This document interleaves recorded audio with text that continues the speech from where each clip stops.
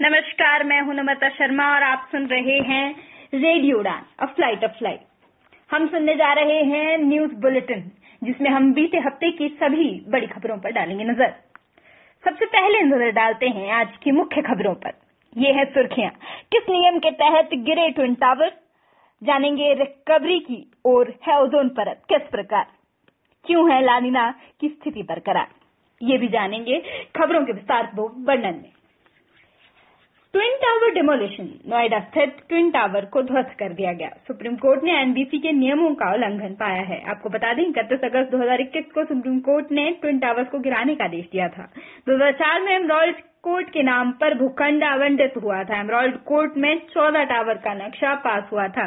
इसके तहत योजना में संशोधन करते हुए 2 टावर को लाने की मंजूरी दी थी। दोनों tower green park, children park, 2 मंजिला कमर्शियल कॉम्प्लेक्स की जमीन पर बने हैं। फ्लैट खरीदारों ने ट्विन टावर्स के खिलाफ पहली बार 2010 में इलाहाबाद कोर्ट में केस दायर किया था। हाईकोर्ट ने फ्लैट खरीदारों के पक्ष में फैसला सुनाते हुए टावर को गिराने का आदेश दिया। आपको बता दें, हाईकोर्ट के फैसले के खिलाफ सुपरटेक कंपनी ने सुप्रीम कोर्ट में अपील भी की थी। इसके तहत सुप्रीम कोर्ट ने इलाहाबाद हाईकोर्ट के फैसले को बरकरार रखते हुए ध्वस्तीकरण का फैसला दिया। आपको बता दें, नेशनल बिल्डिंग कोड एनबीसी के तहत 2 आवासीय टावर्स के बीच कम से कम दूरी 16 मीटर की होनी चाहिए। केवल 9 मीटर की दूरी रखने पर ही इस ट्विन टावर्स को गिराने का आदेश दिया गया। टावर के निर्माण के लिए ग्रीन एरिया का उल्लंघन भी किया गया था। अग्रिम सुरक्षा मानकों का उल्लंघन भी पाया गया। नेशनल बिल्डिंग कोड एक ऐसा दस्तावेज है जिसमें रिहायशी, व्यापारिक, संस्थागत आदि इमारतों के निर्माण के ढांचे के लिए गाइडलाइंस तैयार की गई हैं। आपको बता दें, एनबीसी गाइडलाइंस कंस्ट्रक्शन और लोगों की सुरक्षा को सुनिश्चित करती है। इसी के तहत इसके मानकों को पहली बार 1970 में प्रकाशित किया गया था। एनबीसी में 1983, 87, 97, 2005 और साल 2015 में भी बदलाव किए गए थे। बदलावों के साथ एनबीसी गाइडलाइंस वर्तमान में लागू हैं। अब बात करेंगे कर्नाटका की माइनिंग की बात। सुप्रीम कोर्ट ने खनन मामलों पर अहम फैसला सुनाया है। कर्नाटक के कुछ जिलों में बढ़ाई गई लौह अयस्क खनन की सीमा के कारण बेल्लारी, चित्रदुर्ग और तुमकुरू आदि जिलों में लौह अयस्क खनन सीमा 28 एमएमटी से बढ़कर 35 एमएमटी तक पहुंच गई। चित्रदुर्ग और तुमकुरू जिलों में यह खनन सीमा 7 एमएमटी से 15 एमएमटी तक पहुंच गई। अवैध खनन के चलते सुप्रीम कोर्ट ने याचिका दायर की गई थी। 2011 में इस जिलों में खनन गतिविधि पर कोर्ट ने रोक लगाई थी। ई नीलामी प्रक्रिया के दौरान निगरानी समिति शमन उपाय अपनाने के लिए एसपीबी का गठन किया गया। इस साल मई में निगरानी समिति याचिका पर सुनवाई की गई। आपको बता दें, ई नीलामी प्रक्रिया और आरक्षित मूल्य के चलते लौह अयस्क की निराशाजनक बिक्री पर भी आपत्ति जताई गई थी। बिना ई नीलामी प्रक्रिया के पहले से उत्खनित स्टॉक को सीधे बेचने की अनुमति भी मिली थी। आपको बता दें, लौह अयस्क के निर्यात को अनुमति मिली। गौरतलब है, केंद्र सरकार के पास किसी भी खनिज के खनन संबंधित कानून बनाने का अधिकार प्राप्त है। राज्य सरकार के पास खनन के रेगुलेशन एवं डेवलपमेंट का अधिकार है। इसी के तहत केंद्र सरकार खनन गतिविधियों को रेगुलेट करने के मकसद से साल 1957 में एमएमडीआर एक्ट लाई थी। बात करें ओजोन परत की, एनओएए के वैज्ञानिकों ने ओजोन से जुड़े चौंकाने वाले खुलासे किए हैं। 2022 में ओडीएस का कंस्ट्रक्शन लेवल 1980 से पहले के स्तर पर है। एयर सैंपल के विश्लेषण के बाद यह पुष्टि हुई। मध्य अक्षांशीय समताप मंडल में मौजूद ओडीएस की सांद्रता में 50% की कमी आई है। आर्कटिक पर ओडीएस की सांद्रता में कमी की दर धीमी है। आर्कटिक पर प्रदूषक तत्वों की मात्रा 1990 के स्तर से 26% तक कम हो गई है।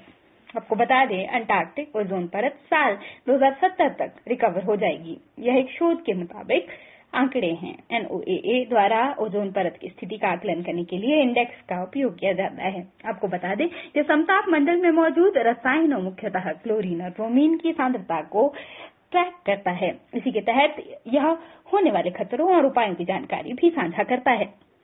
गौरतलब है, साल 1980 को इंडेक्स के लिए बेंचमार्क के रूप में चुना गया था। एनओएए यूएसए के वाणिज्य विभाग के तहत वैज्ञानिक और नियामक एजेंसी है। मौसम की भविष्यवाणी, समुद्री और वायुमंडलीय स्थितियों की निगरानी इसका कार्य बताए जा रहे हैं। आपको बता दें, ओजोन एक अत्यधिक प्रतिक्रियाशील गैस है। वायुमंडल में पाए जाने वाले 3 ऑक्सीजन परमाणुओं से बनने वाली है ओजोन पृथ्वी का लगभग 90% ओजोन समताप मंडल में संकेंद्रित है। गौरतलब है, समताप मंडल में जहां ओजोन की मात्रा सर्वाधिक होती है वही ओजोन परत कहलाती है। आपको बता दें, यूवी किरणों को अवशोषित करने वाली यह ओजोन परत पृथ्वी के सभी जैविक प्रणालियों को बहुत आवश्यक है, क्योंकि ये इनकी यूवी किरणों से रक्षा करती है। अब बात करें ग्रीन क्लीन एनर्जी की, जो कि प्रोजेक्ट एक तरह से क्लीन एनर्जी प्रोजेक्ट के रूप में लद्दाख में चालू किया गया है। लद्दाख के न्यूमा सब डिविजनल मजिस्ट्रेट ने ओएनजीसी को नोटिस भेजा है, जिसमें संयंत्र में सावधानी और उच्च मानकों का पालन करने का आदेश है। साइट का दौरा करने और फील्ड रिपोर्ट जमा करने के लिए संयुक्त टीम के गठन का भी इसमें प्रावधान है। आपको बता दें, लद्दाख के वन्यजीव संरक्षण और पक्षी क्लब की एक टीम ने पुगा भूतापीय स्थल का दौरा किया। खोजपूर्ण ड्रिलिंग के दौरान भूतापीय द्रव छोड़ा जा रहा था। यह पुगा नाले में छोड़ा जा रहा था। घटना की शिकायत लेह के जिला कलेक्टर से की गई। आपको बता दें, हरित मानदंडों के उल्लंघन और पर्यावरणीय ओएनजीसी पर इसका आरोप लगाया गया है। आरोपों की जांच के लिए केंद्र शासित प्रदेश बिजली विभाग द्वारा समीक्षा बैठक की गई। निर्णय लेने के बाद जारी आदेश के तहत उल्लंघन होने पर सीआरपीसी की धारा 133 के तहत कार्यवाही की चेतावनी दी गई। अब इसी चेतावनी के बाद सीआरपीसी की धारा 133 जारी आदेश के उल्लंघन की स्थिति में उस परियोजना पर रोक लगाने से संबंधित है। भूतापीय ऊर्जा पृथ्वी से निकलने वाली ऊष्मा ऊर्जा को कहते हैं। आपको बता दें, पृथ्वी के अंदर मौजूद रेडियो एक्टिव पदार्थों के विघटन के कारण यह ऊर्जा उत्पन्न होती है। विद्युत उत्पादन के साथ इमारतों को गर्म रखने में इसका इस्तेमाल किया जाता है। भारत की पहली भूतापीय क्षेत्र विकास परियोजना पूर्वी लद्दाख में स्थापित की गई है। सार्वजनिक कंपनी ओएनजीसी पर स्थापना की जिम्मेदारी सौंपी गई है। पूर्वी लद्दाख के पुगा घाटी गांव में स्थापित यह परियोजना बहुत महत्वपूर्ण बताई जा रही है। आप जानते हैं, ला नीना एक बहुत बड़ी घटना है जो हर साल होती है या किसी भी वर्ष हो सकती है। आईएमडी ने दिए कुछ चौंकाने वाले आंकड़ों के अनुसार 2020 से जारी ला नीना की स्थिति तीसरे साल में प्रवेश कर गई है। लगातार 2 साल से यह ला नीना की कंडीशन बनी हुई है। भारत में मानसून एक अच्छा कारण बताया जा रहा है। 1950 के बाद से ला नीना के 2 साल से अधिक समय तक न रहने की यह छठी घटना है। यह छठी घटना है। भारत में इस साल 740.3 मिलीमीटर वर्षा हुई। 30 राज्यों और केंद्र शासित प्रदेशों में सामान्य अधिक या सबसे अधिक वर्षा हुई। ला नीना की स्थिति 2022 के अंत तक बनी रहेगी, मौसम वैज्ञानिकों का यह दावा है। अप्रैल तक इसमें समाप्त होने की घोषणा गलत साबित हुई। अल नीनो पूर्वी उष्णकटिबंधीय प्रशांत महासागर के सतही जल के ताप में वृद्धि के कारण होती है उत्पन्न। आपको बता दें, पूरी तरह से बदल जाती है हवाएं जब भी यह चलती है। पेरू और ऑस्ट्रेलिया के मानसूनी पैटर्न में के बदलाव में भी इसका सीधा प्रभाव होता है। पेरू के तट पर वर्षा की स्थिति, जबकि ऑस्ट्रेलिया के तट पर सूखे की स्थिति इसके कारण उत्पन्न हो सकती है। ला नीना विषुवतीय प्रशांत महासागरीय क्षेत्र में औसत समुद्री सतह के तापमान से निम्न तापमान की स्थिति पैदा करती है। वॉकर सेल की दिशा पूर्व की भांति होती, यह समान होती है। इसके कारण सामान्य मानसूनी स्थिति से अधिक वर्षा प्राप्त होती है। आपको बता दें, मौजूदा समय में भारत में इस प्रकार की स्थिति देखी जा रही है। एक नियमित चक्र नहीं है। अल नीनो की घटना भविष्यवाणी से संबंधित है कि नहीं, क्योंकि इसकी भविष्यवाणी नहीं की जा सकती। 2 से 7 वर्ष के अंतराल पर नियमित रूप से होती है यह उत्पन्न। MOU between India and Sweden. अब इसे एक्सप्लेन करते हैं। एआई ने स्वीडन के साथ एमओयू पर दस्तखत किया है। स्मार्ट विमानन समाधान क्षमता विकसित करना इसका मकसद बताया जा रहा है। एविएशन एक्सपर्टीज और टेक्नोलॉजी को साझा करने का इससे आसान मार्ग मिलेगा। सतत यातायात प्रणालियों के निर्माण को ध्यान में रखते हुए कई समझौते किए गए। हवाई अड्डों पर तकनीकी सहयोग और द्विपक्षीय एवं अंतर्राष्ट्रीय व्यापार से जुड़े बिंदुओं पर समझौते हुए हैं। आपको बता दें, सहयोग के क्षेत्र हवाई यातायात प्रबंधन, नियंत्रण, एयरस्पेस योजना निर्माण, हवाई अड्डे के डिजाइन और अवसंरचना आदि हैं। संयुक्त कार्य समूह गठित करने पर सहमति बनी है। दोनों देशों के बीच पहले से स्वास्थ्य, नवाचार, ऊर्जा सहित कई अन्य ऐसे क्षेत्र हैं जहां समझौते हुए हैं। अब नागरिक विमानन का भी क्षेत्र इसमें जोड़ा गया है। यूएन के बात करें अंतर्राष्ट्रीय संबंधों की तो संयुक्त राष्ट्र संधि को लेकर न्यूयॉर्क में वार्ता हुई। इस वार्ता में करीब 168 देश शामिल हुए। विश्व के महासागरों और समुद्री जीवन की रक्षा के लिए समझौता इसका मकसद बताया जा रहा है। समझौते पर सहमति हालांकि बन ही नहीं सकी। आपको बता दें, मछली पकड़ने के अधिकार, वित्त पोषण और समर्थन के मुद्दों पर किसी की भी एक राय नहीं बनी। इस वार्ता के दौरान पहले इस समझौते पर सहमति का अनुमान लगाया जा रहा था। न्यूयॉर्क में आयोजित वार्ता अपने मकसद में पहुंचने से विफल रही। प्रस्तावित संधि का उद्देश्य समुद्री जैव विविधता के संरक्षण और सतत उपयोग के लिए नियम निर्धारित करना था। आपको बता दें, समुद्र में जैविक संसाधनों की खोज करने वाली कंपनियों के अधिकारों का प्रावधान भी यह संधि करती है। UNCLOS के तहत अंतर्राष्ट्रीय कानून का मसौदा तैयार करने के लिए शुरू यह वर्ष 2018 में सम्मेलनों की श्रृंखला हुई थी। मसौदों का नाम महासागरों की रक्षा के लिए संयुक्त राष्ट्र संधि रखा गया। UNCLOS एक अंतर्राष्ट्रीय समझौता है। आपको बता दें, विश्व के महासागरों एवं सागरों पर देशों के अधिकार जिम्मेवारियों को निर्धारित करना इसका मकसद है। समुद्री संसाधनों के प्रयोग के लिए 3 नियमों की स्थापना करता है। गौरतलब है, संयुक्त राष्ट्र द्वारा UNCLOS को वर्ष 1982 में अपनाया गया था। नवंबर 1994 से प्रभाव में UNCLOS है। आपको बता दें, UNCLOS को भारत ने वर्ष 1995 में अपनाया था। किसी देश की तटरेखा से 100-200 समुद्री मील तक इसकी दूरी बताई जाती है। इसे EEZ कहा जाता है। EEZ में संबंधित देश सुरक्षा या संसाधन दोहन का कार्य करते हैं। EEZ के बाहर का पूरा अंतर्राष्ट्रीय समुद्री क्षेत्र उच्च समुद्र कहलाता है। बात करें दार्जिलिंग की एवं अर्थव्यवस्था की तो नेपाल चाय पर एंटी डंपिंग ड्यूटी लगाने की मांग की जा रही है। व्यापारी सस्ते दामों पर नेपाली चाय का आयात करते हैं। दार्जिलिंग चाय बताकर भारत में बेचते हैं। इसे सस्ते दामों पर बेचा जाता है। नेपाल चाय को व्यापारी दार्जिलिंग चाय बताकर इसका निर्यात करते हैं। वैश्विक बाजार में प्रीमियम प्रमाणिक दार्जिलिंग चाय की कीमत कम हो रही है। दार्जिलिंग चाय बाजार प्रतिस्पर्धा में पीछे जा रही है। इसी कारण पश्चिमी बंगाल के दार्जिलिंग जिले में चाय बागानों को भारी नुकसान बताया जा रहा है। आपको बता दें, दार्जिलिंग चाय भारत का भौगोलिक संकेतक GI उत्पाद है। मुक्त व्यापार समझौते के कारण भारतीय व्यापारी नेपाल से चाय आयात करने के लिए स्वतंत्र हैं। दूसरे देश में घरेलू कीमत से कम कीमत या लागत से कम कीमत पर बेचना ही डंपिंग कहलाता है। डंपिंग को काउंटर करने के लिए एंटी डंपिंग ड्यूटी लगाई जाती है। आपको बता दें, डंपिंग एक अनुचित व्यापार प्रथा है। अंतर्राष्ट्रीय व्यापार पर इससे विकृत प्रभाव पड़ता है। डंपिंग रोकने, अंतर्राष्ट्रीय व्यापार व्यवस्था में समानता लाने के लिए एंटी डंपिंग ड्यूटी भी लगाई जाती है। बात करें कैंसर फाइटिंग वायरसेस की। कैंसर के इलाज को लेकर एक नया अध्ययन सामने आया है। आपको बता दें, कैंसर के विरुद्ध वायरस का प्रयोग संभव हो सकता है। यह एक बहुत बड़ी पहल है। पहले भी इसी तरह के अध्ययन होते रहे हैं, परंतु नवीनतम अध्ययन में MYXOMA नामक वायरस पर यह ध्यान केंद्रित है। माइक्रोमा वायरस से संक्रमित T सेल्स पर कैंसर कोशिकाओं की मृत्यु का कारण बनती है। पहले अध्ययनों में नहीं देखा गया माइक्रोमा वायरस जैसा प्रभाव। टी सेल एक प्रकार की श्वेत रक्त कोशिकाएं हैं। आपको बता दें, टी सेल प्रतिरक्षा प्रणाली का एक अभिन्न अंग है।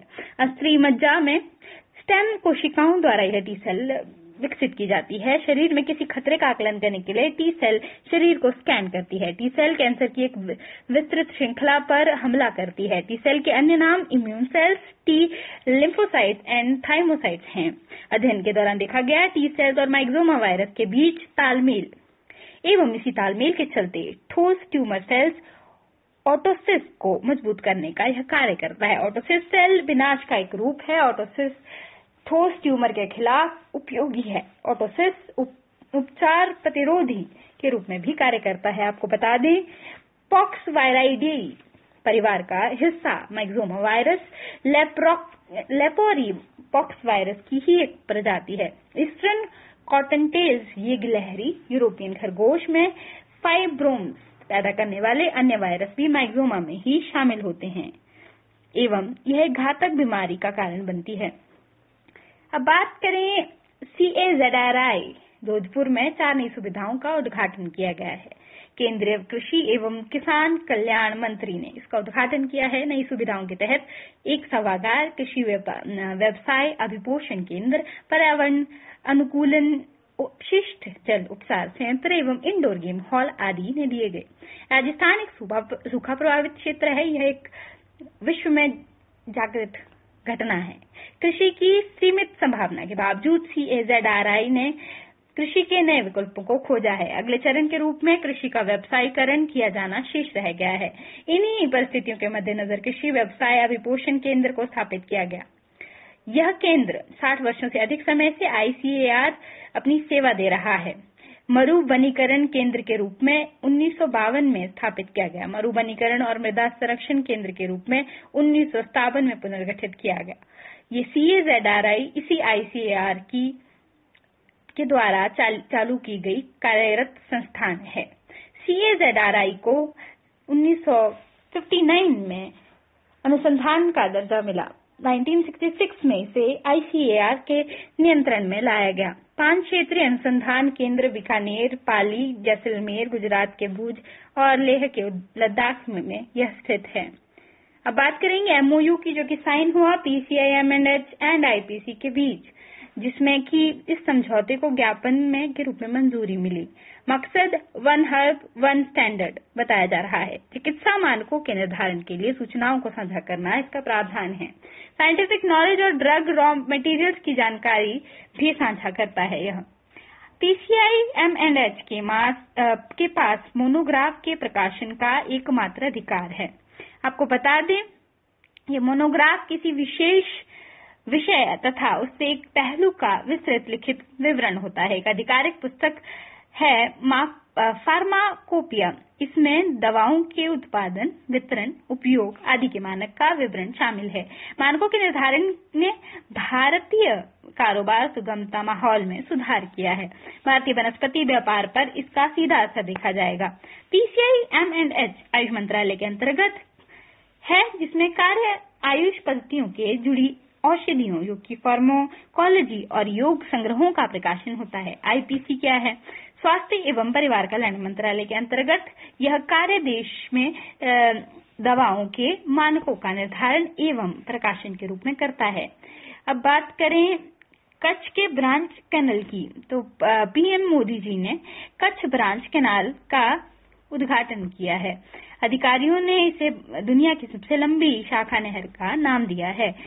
बनासकांठा जिले के नर्मदा मुख्य नहर से इसका उद्गम होता है। गुजरात के मांडवी तालुका तक इसका प्रवाह बताया जा रहा है। सरदार सरोवर बांध से निकाली गई नर्मदा मुख्य लहर है एवं नर्मदा जिले से बहने वाली नर्मदा नदी स्थित है सरदार सरोवर डैम में। नहर की कुल लंबाई 357.18 किलोमीटर बताई जा रही है। कच्छ का रण है रेगिस्तानी शुष्क क्षेत्र। भौगोलिक विशेषताओं के कारण प्रमुख पर्यटन केंद्र के रूप में स्थापित हुआ है। कच्छ के 182 गांवों में लगभग 3 लाख हेक्टेयर क्षेत्र में सिंचाई होगी। लगभग 6500 करोड़ रुपए की लागत से SSNNL द्वारा इसे तैयार किया गया है। 1961 में तत्कालीन प्रधानमंत्री द्वारा सरदार सरोवर बांध की नींव रखी गई थी। आपको बता दें, विरोध एवं कानूनी प्रक्रियाओं के चलते साल 2017 में इसे पूरा किया गया। हाल ही में वैज्ञानिकों ने जोबी आइस या बर्फ से पिघलने वाली की भविष्यवाणी की है। यही जोम्बी आइस शीट के पिघलने से वैश्विक समुद्र का स्तर 10 इंच तक बढ़ने की संभावना बताई जा रही है। आपको बता दें, जोम्बी आइस उस बर्फ को कहा जाता है जो मूल आइस शीट यानी बर्फ की चादर का हिस्सा होने के बावजूद नई बर्फ जमा नहीं कर रही। इसे मृत बर्फ के रूप में भी कहा जाता है। ऐसी बर्फ पिघलने से समुद्र के जल स्तर में वृद्धि होती है। बीते दिनों NCRB यानी राष्ट्रीय अपराध रिकॉर्ड ब्यूरो ने अपनी एक रिपोर्ट जारी की है। इस रिपोर्ट के आंकड़ों से पता चलता है कि देश भर में महिलाओं के लिए राष्ट्रीय राजधानी दिल्ली सबसे असुरक्षित शहर है, जबकि दूसरे नंबर पर वित्तीय राजधानी मुंबई है। रिपोर्ट के मुताबिक अन्य महानगरों की तुलना में दिल्ली में बलात्कार में सबसे अधिक वृद्धि देखी गई। वहीं पिछले साल हर दिन औसतन 3 बलात्कार के मामले दर्ज किए गए। रिपोर्ट के मुताबिक दिल्ली में साल 2021 में महिलाओं के खिलाफ अपराध 13,892 मामले दर्ज हुए, जो साल 2020 की तुलना में 40% अधिक है। बात करें हाल ही में नासा ने अपने मून मिशन आर्टेमिस की लॉन्चिंग की तकनीकी खराबी के कारण इसे टाल दिया है। दरअसल आर्टेमिस नासा का एक human and robotic space exploration programme है। इसका मकसद अंतरिक्ष अन्वेषण में महिलाओं की भागीदारी को बढ़ाना है। नासा के मुताबिक इस मिशन में 30% इंजीनियर महिलाएं रहेंगी। इसके अलावा आर्टेमिस महिलाओं के शरीर पर विकिरण प्रभावों का अध्ययन करने के लिए डिजाइन किए गए 2 पुतलों को भी साथ ले जाएगा, ताकि महिलाएं अंतरिक्ष यात्रियों की बेहतर सुरक्षा के उपाय निर्धारित किए जाएं।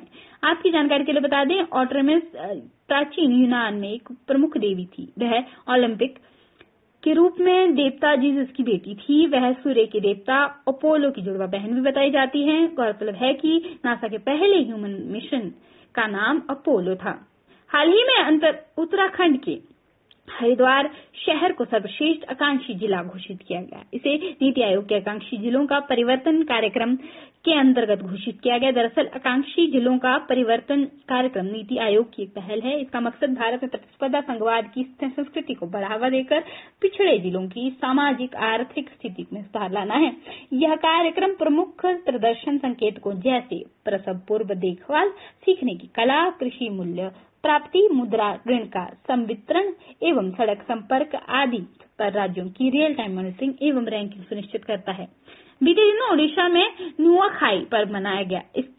इसे खासतौर पर पश्चिमी ओडिशा में मनाया गया। दरअसल खेतों में नई फसल के स्वागत के लिए किसानों का यह पारंपरिक त्योहार है। इस अवसर पर लोग नए धान के चावल को पकाकर तरह तरह के पारंपरिक व्यंजन बनाते हैं। गौरतलब है कि पहले इस पर्व का कोई विशेष दिन निर्धारित नहीं था, लेकिन साल 1991 से गणेश चतुर्थी के अगले दिन ही नुआखाई के रूप में इसे स्वीकार किया गया। ओडिशा राज्य का यह इतना महत्वपूर्ण त्योहार है कि इस अवसर पर राज्य में सार्वजनिक अवकाश भी रहता है। हाल ही में मुंबई में स्थित वर्ल्ड कन्वेंशन सेंटर में 67वां फिल्म फेयर अवार्ड आयोजित किया गया।